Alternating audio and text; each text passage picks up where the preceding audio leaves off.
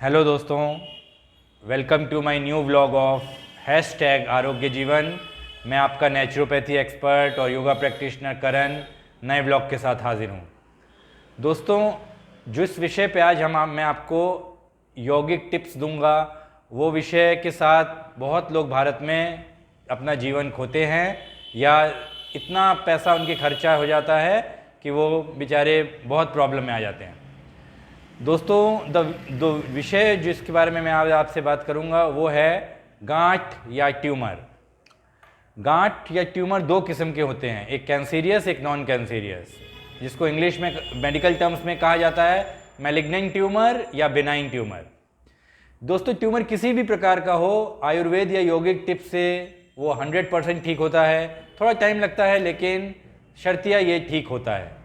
तो दोस्तों, क्या करना चाहिए, क्या उपाय है इसका? सबसे पहला, हम लोग को काचनार की छाल, काचनार एक पेड़ है जिसकी छाल को अगर हम लोग लेते हैं और उसको पीस के उसका पाउडर बना लेते हैं और उस पाउडर को हम लोग अगर 5 ग्राम पाउडर को आधा लीटर पानी में उबालते हैं, बढ़िया से पानी 200 ml तक रह जाता है, उस पानी का अगर हम लोग दिन भर 1 महीने तक रोज सेवन करते हैं तो हमारी गांठ 100% सूख जाती है, गल जाती है और वो कैंसीरियस या बिनाइन नहीं रहती है।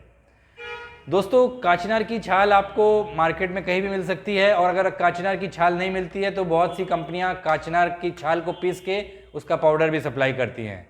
तो उस पाउडर को जिस हिसाब से मैंने आपको बताया उस मात्रा में लेके अगर आप पानी में उबाल के उसको ठंडा करके पीते हैं तो आपकी गांठ 100% बॉडी के किसी लीवर, किडनी, यूट्रस, जहाँ भी आपकी गांठ है वो ठीक हो सकती है।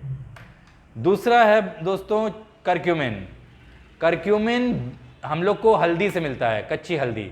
तो दोस्तों, हम लोग बहुत सी हल्दी नहीं खा सकते, इसलिए हम लोग कच्ची हल्दी को अगर उसको घस के उस दूध में मिला के अगर पीते हैं तो भी बहुत ही लाभदायक है। कच्ची हल्दी की सब्ज़ी हम लोग बना के खा सकते हैं, कच्ची हल्दी का अचार। तो कच्ची हल्दी को हम लोगों ने अपने डाइट में, जिनको ट्यूमर डिटेक्ट होता है, जिनको गांठ डिटेक्ट होती है, उनको कच्ची हल्दी का सेवन ज़रूर करना चाहिए। तीसरा, cancerous cell can not live in oxygenated environment. ये एक रिसर्च द्वारा पता किया गया है कि कैंसर के सेल्स ऑक्सीजनेटेड एनवायरनमेंट में नहीं जी सकते हैं।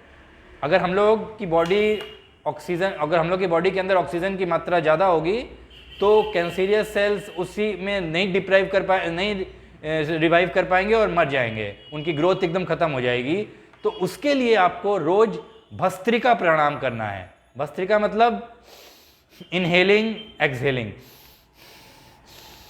सांस लेना और छोड़ना।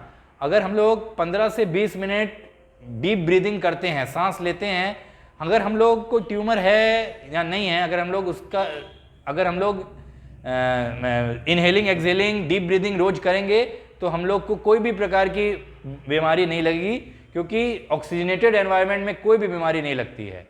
चौथा और लास्ट पॉइंट है दोस्तों, हम लोग को अपने खान पान में मीठा, नमक और घी बंद कर देना है, क्योंकि कैंसीरियस सेल्स का खाना ही होता है स्वीट्स।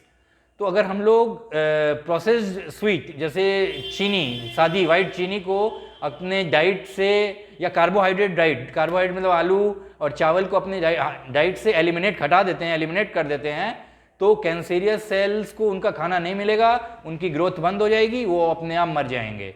तो दोस्तों, ये 4 चीज़ों को अगर हम लोग फॉलो करते हैं तो हमारा बिनाइन और मैलिग्नेंट ट्यूमर 100% 2 महीने के अंदर सही हो सकता है और हम लोग अपने पैरों पे फिर से खड़े होकर अपनी नॉर्मल ज़िंदगी बिता सकते हैं। दोस्तों, अगर आपको मेरा व्लॉग अच्छा लगा हो तो प्लीज़ डू शेयर, कमेंट और लाइक ज़रूर करिएगा। Thank you.